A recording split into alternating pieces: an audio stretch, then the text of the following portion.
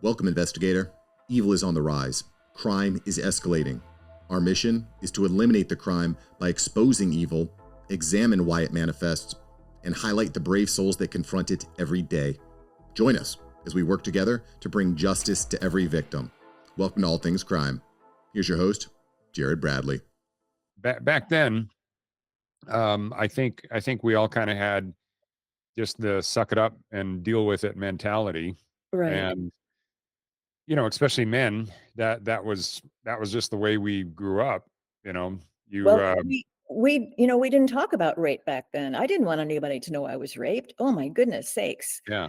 But, Well, I remember going to an officers' wives club tea of some kind, and they were all talking about the, uh, the East Area Rapist and what he was doing to women, and one woman said, "Oh, he's cutting off their nipples," and I had to leave. I had to leave because that none of that was true, and all yeah. this gossip was going around, but I could not tell anyone because you just didn't talk about rape back then. Mm, Just didn't talk. Now today, I don't care who knows that I'm a yeah. recovering alcoholic. I just celebrated 21 years Oh, of good for you. sobriety on the 21st of July. I'm sorry, on the 12th of July. And I don't mind telling people about that either. I'm proud of my sobriety, and I'm proud of myself for what I've accomplished since my attack. So And you should be, but thank it you. is so. That's basically one of the ways that you dealt with it. Did you actually turn to alcohol Oh, as part of the way to like no, self no, medicate? actually not really. I turned to alcohol when I retired from the military. I took my uniform off and I thought, what am I going to do with my life now? So I had a lot of time to start drinking. But that was in 99. So Yeah. no, Okay. that was in 99. So no, I didn't. So you were, and I just want to get this in here that you served how many 30 years, Yes, sir. and you retired as a full bird colonel. Yes, I did. Well, Praise God. that was always the rank that I wanted. Oh, That was my goal is to, you're funny. I to have those eagles on my Yeah. shoulders. That was my Well, goal, that was and that was pretty nice, I'll tell you. So was the retirement pay. Yeah. yeah, that's another thing I missed out on. But no, I ended up just being a captain, and I finally got tired of it. And um, I But always you told my were wife, I always told my wife that when it stopped being fun, that's when I was going to stop. but you And were a ranger. yeah, I Well, that's was. awesome. Well, yeah, Wow. it was fun, and I jumped out of airplanes, and you know, repelled out of helicopters, and yeah, I was. How do you It get did. tired of something like that? Say that again. How do you get tired of something like that? That Well, sounds very exciting. oh, yeah, it was fun.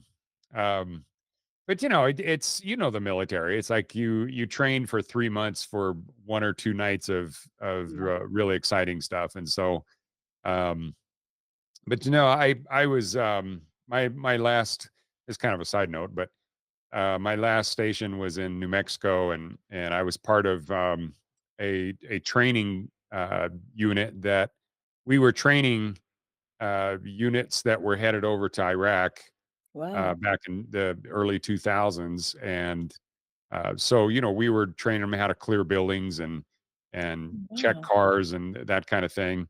And then that was National Guard, and so the general there was buddies with another guy, and they moved our whole unit around and really screwed us over. And so I just said, you know what, I'm really active with my career, my civilian career, and so screw it. I don't need this.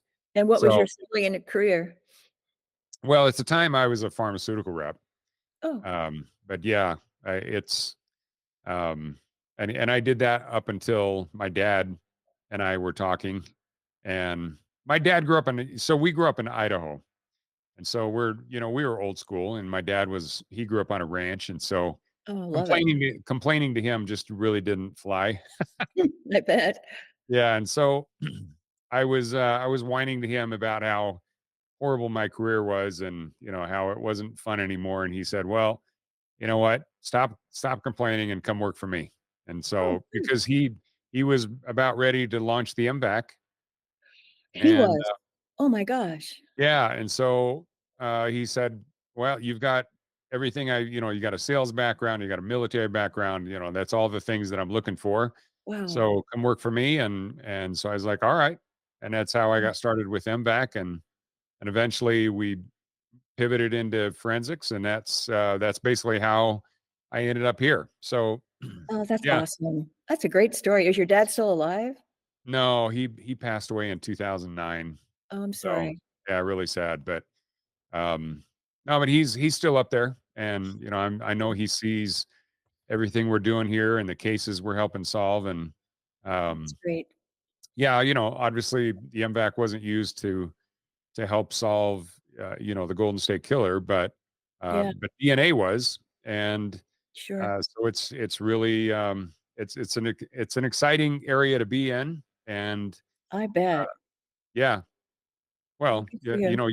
you were a major part of helping catch this Golden State Killer. So um, I mean, my hat's off to you too, because if it wasn't for victims being able to tell their story and be able to kind of describe the mo and everything that happened to you, that Right, was all information that the detectives then logged, and they figured out what his mo was. right.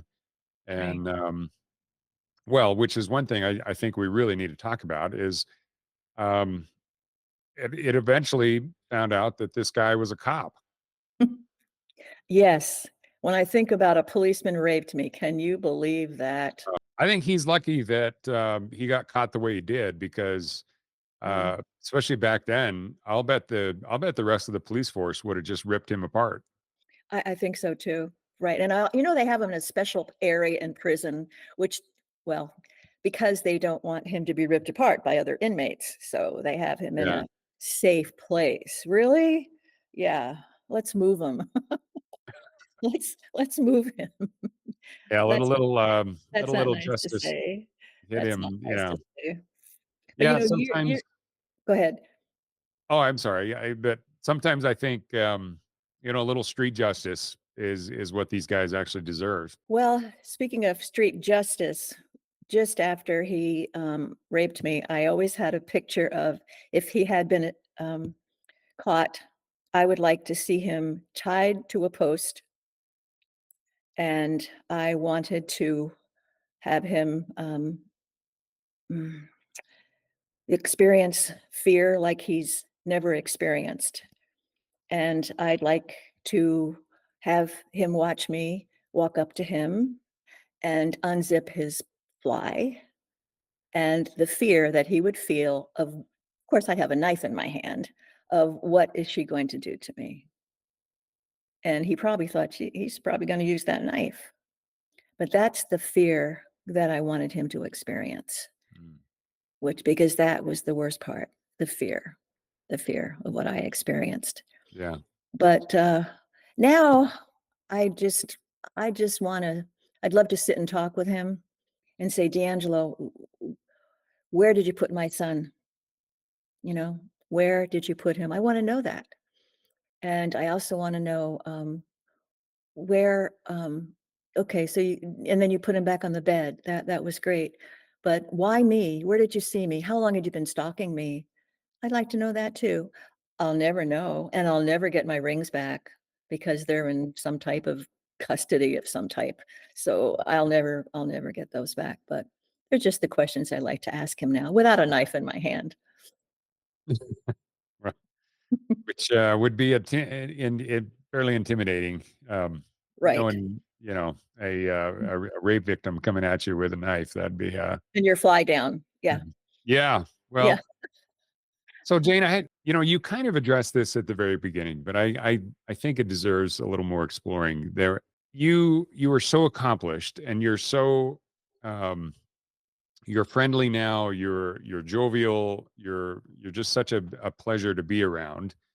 How was it that you were able to go from such a horrible traumatic experience to becoming a the person that you are now? How did you overcome it? I know forgiveness had to be a big part of that, but what else do you think contributes to that? Oh, I think, my faith, definitely. I, have great faith and God's gotten me through this. I think one thing that helped me again is being around other women that had been sexually assaulted. One of my officers that would come to my house every day, Richard Shelby, he was amazing. He'd come all the time and talk to me about my case and what was happening. And but he introduced me to other women that had been assaulted, not only by the Golden State Killer, but by other men. And I was able to go out and interview them and speak with them and hear their stories, uh, which helped me, and it also helped them. Eventually, I started facilitating groups in Beaufort, South Carolina, of women that had been sexually assaulted. And I did that for about, I don't know, more than 3 years. Uh, and again, that helped me, that helped them, just going around and telling your stories and how we could help each other. So I've always wanted to I guess my goal was, I don't want anyone to go through what I went through in any way that I can help them. That was my goal. And one thing I always wanted to say is I wanted them to turn their pain into power. I wanted them to make their mess a message. And the main thing is pay it forward. You've gone through this. You've been there. I think too that one thing that has always been missing is that men do not get therapy after a loved one has been raped, whether it's their wife, their mother, their sister, whatever. My husband didn't know how to handle me. How would he? He's never experienced anything like that. I had never experienced anything like that. So I think it's really, really hard. I just wanted to put this in about, males, because they need the therapy just as much as we do, because they have to deal with us. My husband had to deal with me, and I don't think he quite knew how to do it. Well, uh, I've been Yeah. married over 30 years and I still don't know how to handle my wife, but Well, there you go. and she hasn't gone through anything traumatic like that. But I just as a man from my perspective, I would think that the number one trauma that he went through is the thought that he wasn't there to protect you. Exactly, and that's why he went right ahead and put these alarm systems all over the house. Yeah. Yeah, yeah, and it No, was but hard when he the guilt I'm sure yes. that he went through, and Mm. then seeing the pain that you were in and not being able to do anything about it. But he Uh, didn't get help. Me yeah. Men just don't go for help, and they need it, Jared, they need it. Well, there's men are just different as far as Would you you go for know. help? Would you go for therapy? I don't know. I don't know what I would do. I it's You'd get your gun and go hunting for him. yeah. My husband wanted to kill Well, us, son of a bitch. I would hope so. Just like I was on a call last night with an officer out of Pennsylvania. His name's Clee Tillman, and his guest was an expert with police trauma, Ooh, and that was one of the big things that they were talking about is that there's so many men that don't go to counseling, they don't do therapy even when they have extreme mhm, like officer involved shootings and things where there's mm, PTSD. right, But the important thing is, men in general, um, we all kind of have this attitude that nobody cares because we're a guy and nobody wants to hear a guy whine about his anything. circumstances, and Sure, it's just really different from men than it is for women. But right, the trauma that you experience is still there, and it has to be dealt with. And those that don't deal with, that's why there's so many military and police suicides, is because they don't get help, and so right. they absolutely should. I still have triggers. If I'm watching a television show and I see ski masks, that's a trigger. uh, That's a yeah. trigger, a ski mask. Yeah. And then the other trigger is when a helicopter flies overhead. I immediately think of being back in Citrus Heights in that helicopter with that light going down around the neighborhood. So that they're really just, and then of course, if anybody yells, shut up. That's so they're my three triggers. So I try to avoid all three. So one other thing, I know you said Carol Day, the Carol Daly. detective, yeah, Yes. that came and helped you. is still your friend today. She is. What She's my angel. So just kind of describe her a little bit. What was it about what she did that day that helped you so much? She she was a female. She understood. She had dealt with other rape victims. She was so she was a great listener. She was so kind and caring that I felt safe with her. In the past years, I've stayed with her in Sacramento. We send each other Christmas presents. We talk. She's just the best, and she had been in the police force for a long time. She's just an amazing woman. She's my hero. She and Well, Paul Holes. She and Paul Holes. Can we talk about Paul Holes for a few minutes? I love Paul Holes. course, He knows everybody Paul Holes. knows, well, Yeah, anybody that's in, the forensics, right, industry knows who Paul Holes is, and right. so why don't you tell us, for those that Oh, don't know who he no. is and No, what he did? I'm not gonna do that because I would be talking for an hour, and we don't have that much time, so no, Well, okay, the bottom he's line my is hero. Paul Holes, worked for, Contra Costa Sheriff, correct? He did, And he was assigned, this case, and he was one of the ones that originally came up with the concept of genetic genealogy and using ancestral lines to actually trace, because they had evidence from all of these rapes and murders, right, but they didn't have anything to compare it to. So he was one of the ones that came up with the idea of using genealogy right, to trace his family and kind of narrow down the suspects. So then right. they could actually make it manageable. The number of suspects would be manageable. So, but as a person, just give me a brief idea of why Paul is so special for you. I've been with him at, a few crime cons. He always has time for us sister survivors. I've been on TV shows with him a couple of times. I remember we were on what was the last one we were on? Oh, I know, Dr. Oz. Hmm.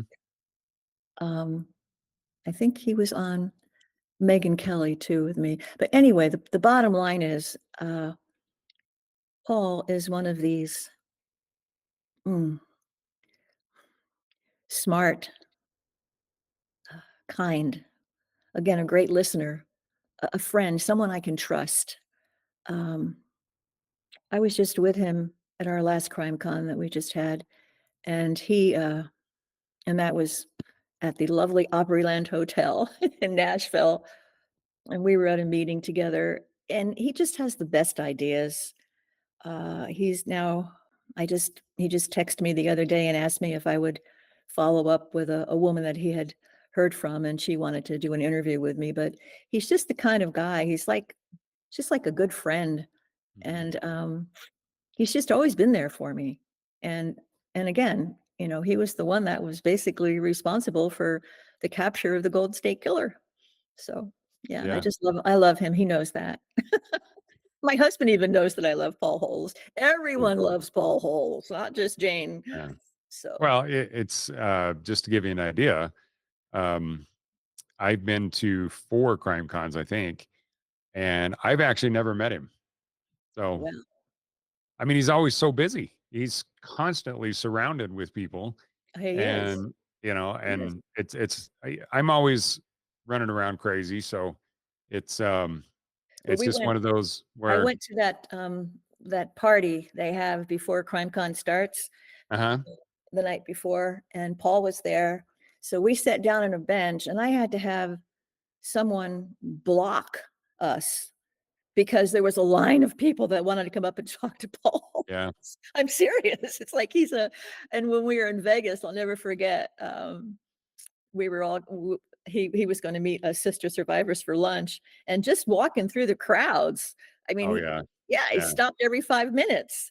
yeah. So No, yeah, he's in the crime con arena, he's I mean, he may as well be Paul or Tom Cruise, exactly. Oh, exactly. Yeah. walking And you know through what? just, He knows that, and he's humble. yeah, He's humble, and I yeah. respect him so much for that. But listen, if you come to Denver, I'll introduce you to him. Okay. Well, I'll be there. Of course, I'll be there. Okay. All right. He'll be there, I'm Yeah, sure. and one of my things is I'm going to bring some help, Yeah. um, because in Nashville, I was there with the MVAC. I was there, Mm, and with with the all things crime, and it was just right. me. And so it's just over. Yeah, you can't do it. You can't do it and still be able to mingle and go meet people. And so, Exactly. yeah, that was a harsh lesson for me to learn there. So Okay. I was exhausted. I I was, bet you were. yeah. Anyway, well, Very good. Jane, one last question for you. Now that the Golden State Killer is in prison, and especially once, like, where do you remember where you were when you learned that he was caught? Yes, I do. Yes, I do, definitely. I was at a hotel in North Carolina. My husband and I were just returning from a trip to Germany, believe it or not, and, I got a message from Larry Crompton saying he's been caught, and I remember I screamed, and woke up everyone in this hotel because I was just so elated, just screamed. Um, so yeah, I remember. I'll never forget. So since then, how has things changed for you? I mean, if you think about the day prior versus now, Oh, uh, just how has things changed for you knowing that he's in prison and he's mm, gonna die there? He mm, lives in a cell by himself for probably 23 hours a day. right, good. Yeah. Yeah, he's not cooking pot roast anymore like he was the day he was caught. You know, every year, the year I'm just trying to date, April, maybe 24th, when he was caught, w we make pot roast to celebrate the fact that he's in prison. Yeah, Yeah. didn't, when the police knocked on his door, didn't he say, "Well, I've got a pot roast in the oven." So, Exactly, exactly. Yeah, exactly. Yeah, so, sorry, Joe. I don't know if they feed you pot roast in prison, but you're not gonna be cooking one anymore. But yeah, no, I hope not. I just went from a life of before he was caught of I mean, I was okay, but it was always there. It was always, "When? Is he alive? Um, is he dead? Are we ever gonna know?" So Yeah, now that was the thing. Are we ever gonna know? And some people thought he was dead, and I thought, I don't know. I think yeah. he's still out there." So There's only a few out there, and thanks to forensics and different types of technologies, uh, right. cell phone triangulation, those kind of things. I just don't think people can get away with crime the way they used to. Exactly. Yeah, especially the heinous crimes. Once we know that there's a serial rapist or killer out there, there's so many resources that they can bring to bear, Yeah. that I think it's a lot harder to get away with something like that nowadays than it used to be. And so which is why I don't think you really, I mean, of course you hear about the mass shootings and things like that, but those are just like usually just one-time events. The concept of somebody being able to continually do crimes for 20, 30 years, just Can you that imagine? day's over. I think about the police that were trying to find this guy. Can you imagine how frustrated they were? I mean, Yeah, every day in the newspaper, it was 16, 17, 21. I mean, all of these rapes. It was crazy. It was absolutely nuts. yeah. And you couldn't get them, you know? Well, and especially once let's see, so 1976 is when you were number 5. Right. Do you remember when the first murder happened? No, I don't remember the date. Okay. No, Well, don't. if I recall, it was something like, 10 or 12 years later, Exact Oh, yeah, yes, we it was. actually started killing people, and that's, Yes, yes. but And part of that is, that had yeah, been predicted. That had been but predicted. he he he knew in different positions, and I think he's the opposite of what most police officers are, where I think he literally became a police officer in order to be able Mhm. to have more freedom and stalk more victims, as I opposed agree. to 99.9% of all officers become officers because they want to protect the community. Exactly. And this guy's motives were completely opposite. So, I uh, think one of the worst cases that I can imagine is when, um, a couple are together and he comes in and puts plates on the man, the man, and then, takes the woman in the other room and rapes her. Yeah. That to me is just, oh my gosh, talk about needing therapy after that. And Uh, I have friends that have been through that, yeah. that had been raped by him. Oh my gosh. How do you get through that? How do you get through something like that?